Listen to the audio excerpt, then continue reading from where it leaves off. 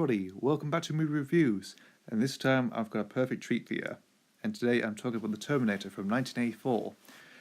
Directed by James Cameron, written by James Cameron, produced by James Cameron and Gillian Hurd, score by Brad Fiedel, starring Arnold Schwarzenegger, Michael Biehn, Linda Hamilton, Lance Henriksen. Yeah, this is absolutely a fantastic film of the 80s. This is possibly a standout film, top to bottom. This film has always been interesting for me because this is the first, I would say the first adult film I've ever watched. I've watched this when I was about 9 years old on a VHS tape that I got from a car boot sale, along with a few others. This is my first time ever. Well, not really. This is the second Terminator film that I've seen. First one I've seen was number 3. I'll talk about that a little bit later. But this film has always been sort of special to me because it's always, it's the first, adult film, 18-rated film I've ever seen, which is quite interesting. And I will talk about it right now. So, The Terminator, an interesting story. It is basically a science fiction horror, very much, with a bit of action thrown in. The atmosphere of the film is actually very dark and very intense. There's always this sort of intense stuff going on in this film. I mean, with Arnold Schwarzenegger having been in a few films before, like the Conan the Barbarian and Conan the Destroyer, also in Red Sonja, which is but this film actually gave him more popularity and gave him a catchphrase that he's used in his films ever since, which is the "I'll be back" catchphrase. So looking to this film, it is, I would say, really good. By today's standards, it is good. When I first watched it, it creeped the hell out of me. I couldn't sleep for a couple of days. Actually, I just couldn't sleep because of the way it is. Well, the few things about it. One is Schwarzenegger's performance. Compared to the other films he's doing, like Straight Laced and stuff, he's really creepy in this film. I mean, the way he looks, especially once he's landed on Earth, well, in the past, in 1984, the present day, the present time they're set in. He then takes upon his clothes that will sort of kills a street gang of punks, steals the clothes, and obviously hunts down Sarah Connor, who's his target in the main film. The way he looks and the shots of him looking is very creepy. He has this menacing stare. He's sweating as well. It delivers that creep factor of determination, that I think, which is quite interesting. I find it quite. It's always. He plays it straight faced. He does it, which is it's all scary at some points. At some points in like in daylight, it's all right. It's it's Schwarzenegger. Looking how he is, but at night time it's like he's a totally different person to me. Like he looks so different. Yeah, like he's just some kind of psychopathic murderer or something. Other stuff. The gore stuff actually, the gory stuff, which is pretty amazing actually. Done by Stan Winston, which is quite good. When he does the arm surgery, when he releases the arm, interesting stuff. But it's when he cuts off his eye. Jeez. Oh, I remember. Imagine you've seen a 9-year-old watch that. Jeez. I mean, a lot of kids may have seen this at the same age as the sort of same age. And creep the hell out of them. Cutting the sort of the artificial eye that he's wearing. Just take it out, cut it off, and reveal the cyborg eye. Looking in the mirror is absolutely creepy. I mean, and obviously the sort of prosthetics on his face. When he gets run over by the truck, near towards the end of the film, creepy as well. And the stop motion of the endoskeleton. Oh. It's jerky. It's jerky in a little bit of our focus, but it's really creepy, and it delivers that creep factor. Oh, that's all I can say about. That's the things that sort of creeped me out about this film when I first watched it.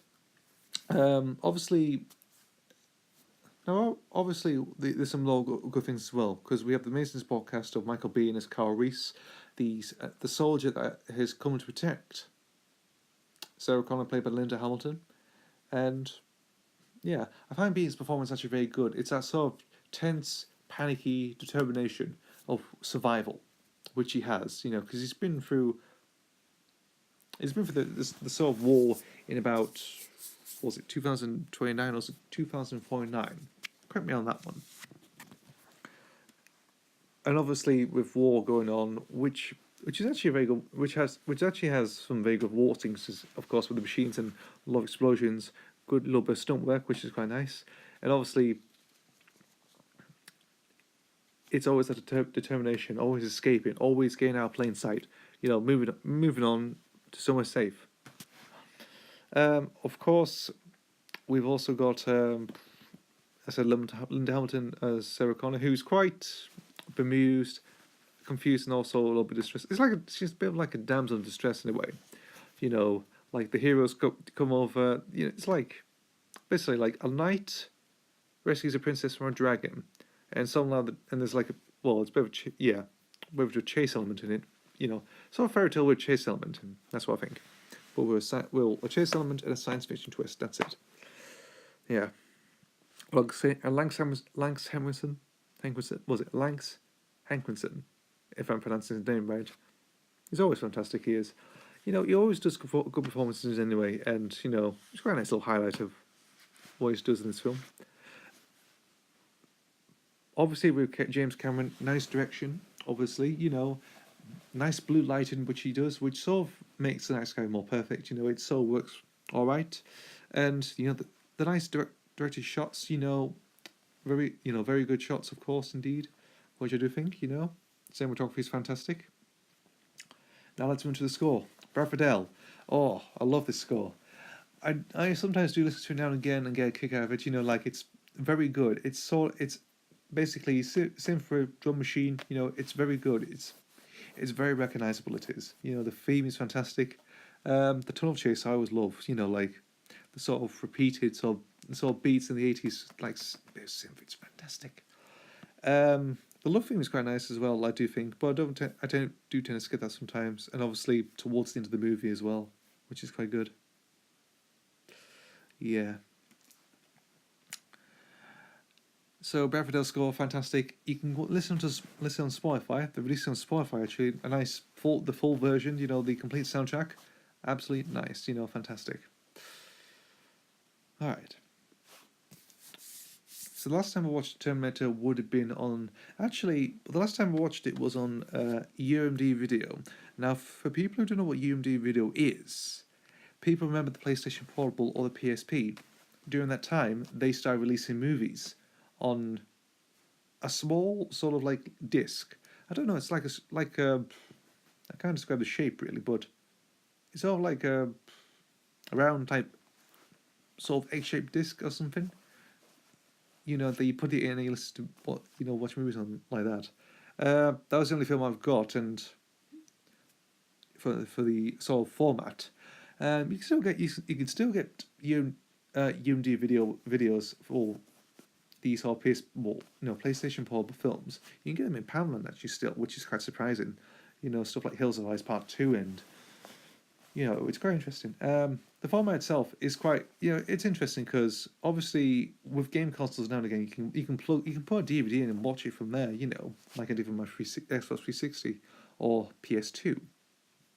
It all works that way. It's quite surprising, but it does work. And obviously, at that time, it's all worked at the time, if you know what I mean. Like it was small, condensed. You can easily store it in a nice little box or something, or keep it in a nice selection, They did release a few good titles, they did. And I think it's still going strong. You can still get them second hand, at garbage sales, second hand shops, and Poundland. Surprisingly. So anyway, The Terminator. It's always a recognisable film from 1984. It is fantastic. It is scary. It's horrific in some places, but it's always a film I've always sort of loved, but never actually go back to watch it. I'm always very fond of the film very much because it's my first foray into sort of like adult action films very much, which have a strong adult rating, which is sort of what I get used to after a while. Um,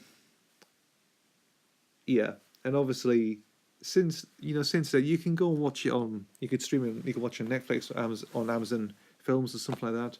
It's rated 15 now, so it's dropped down, which is quite good actually. So for anyone, you might get it second hand as well actually for about £1.50 or somewhere. So I do recommend getting the Terminator. I think everyone does. Every single person in the world who has ever seen the Terminator recommends it. There's no win on that.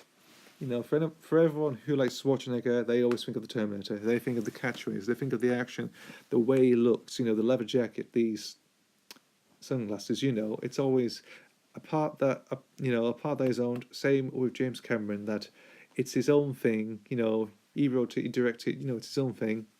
And obviously, he's getting the rights back in 2019. And we'll see what happens then. If he sits on it and let the money rolls in, or decides to make a film if he wants to in his own merits. We'll have to wait and see. So anyway, that's my sort of nostalgic review of The Terminator from 1984. And I'll see you for the next video.